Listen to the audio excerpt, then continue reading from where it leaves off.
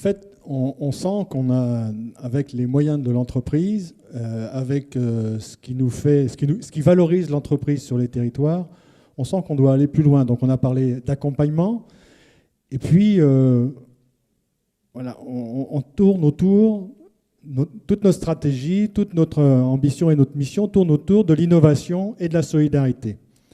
Donc on a voulu que ça se voit d'une manière plus lisible.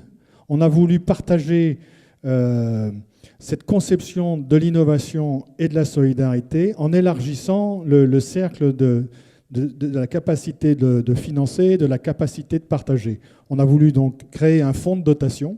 Qui va donc s'appeler Novacare. Ce fonds de dotation, donc, c'est une association avec un fonctionnement ou une fondation avec un fonctionnement d'association. C'est déjà quelque chose qui est travaillé chez nos amis du Col, à Biarritz. Voilà, on va pouvoir travailler l'innovation en élargissant avec des universités, avec d'autres associations qui sont déjà sur le terrain, offrir des réflexions un peu différentes de nos métiers, mais très utiles pour nos clients qui habitent ce que l'on fabrique, qui doit pouvoir les accompagner dans des démarches tout à fait particulières et dont aujourd'hui on souffre de non-existence. On doit aussi être plus présent sur le financement. On a dit tout à l'heure qu'on imagine bien créer une autre activité habitation familiale, donc l'activité de courtier, donc, que l'on a déjà évoqué avec nos partenaires des banques pour pouvoir accompagner les clients. Voilà. Tout à l'heure, on a parlé des prêts à taux zéro qui pouvaient disparaître. Peut-être que nous aussi, on a finalement à participer à créer un nouveau prêt à taux zéro qui pourrait accompagner les clients les plus modestes.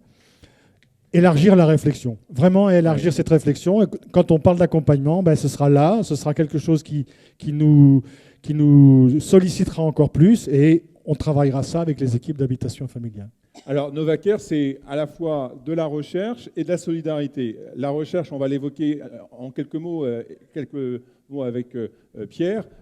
Comme l'a évoqué il y a quelques instants également Pascal, cette notion de recherche, ça va être non pas de faire les géotrouve-tout en bulle, enfermés dans un laboratoire et autres, mais surtout de s'ouvrir et de regarder ce qui se passe autour de nous et d'essayer d'accompagner finalement des nouveaux mouvements, des choses originales, de stimuler. C'est ça.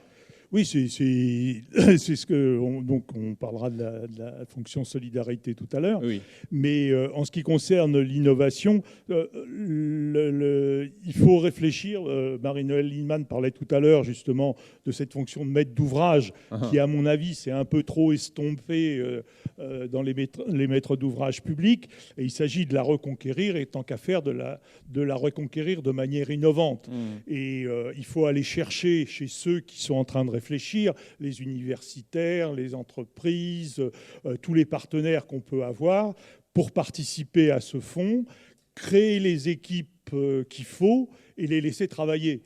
Il n'est pas question de systématiquement prendre la tête ou le leadership de tel ou tel aspect, mais créer des groupes qui soient capables éventuellement de travailler sous l'eau. Créer les conditions, quoi. Voilà, et trouver les meilleurs partenaires pour faire ça. Bien sûr. Et il y a un axe aussi très important, Annie, que vous souhaitez aussi mettre en avant, appuyer et soutenir, c'est l'axe solidarité qui a toujours été dans là aussi les fondamentaux de maintenant Keredes, avec notamment par exemple ce que vous avez constaté qui est aujourd'hui un fait, voilà, 60% de familles monoparentales parmi les clients. Alors, donc là, il faut faire des choses. Ce n'est pas tout à fait ça. C'est pas ça. Non, c'est 20%. De familles monoparentales, mais on a au moins 60% effectivement de célibataires, de personnes seules. D'accord. Et donc, mais c'est déjà beaucoup. Oui. C'est déjà beaucoup. Et donc, en y réfléchissant un petit peu, moi je me disais que la solidarité pourrait s'opérer au niveau de nos immeubles et aussi à l'échelle du quartier et des habitations autour, en proposant par exemple, en aidant les associations qui peut-être existent déjà, en les subventionnant pour qu'elles puissent mettre en place de la garde d'enfants, par exemple, dans la journée, pour permettre aux femmes seules, aux mamans, de se libérer et de faire aussi pour elles-mêmes des activités ou faire leurs courses, ou etc.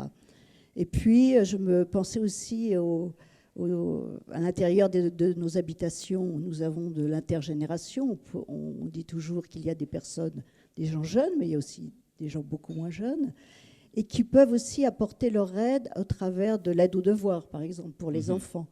Et je pense que ça, c'est quelque chose qui pourrait être aidé, subventionné par le fonds de dotation, et qui s'adresserait à l'échelle du quartier ou des immeubles voisins. Et je pense que ce sont des petites idées parmi d'autres. Ce sont des pistes, en tout cas, ce sont que vous des allez pistes creuser. qu'il faut qu'on creuse et sans doute avoir d'autres idées encore pour la solidarité. Et je pense que le fonds de dotation aura toute son utilité, voilà, dans ce domaine. Et encore une fois, il ne s'agit pas de réinventer des choses qui se font déjà, c'est plutôt d'aller repérer des organisations, des associations Absolument, qui mènent mais déjà d'aller ce les type aider, et puis peut-être à d'action. ce moment-là que les entreprises qui vont souhaiter nous suivre, Bien sûr. faire des dons, verront aussi l'intérêt d'y laisser les 40%, puisque 60% sont défiscalisés, pardon, et de savoir que cet argent-là peut permettre d'aider des familles. Et je crois que c'est très important d'accompagner à la fois les familles monoparentales, mais ces enfants qui ont besoin aussi d'être soutenus dans leur éducation.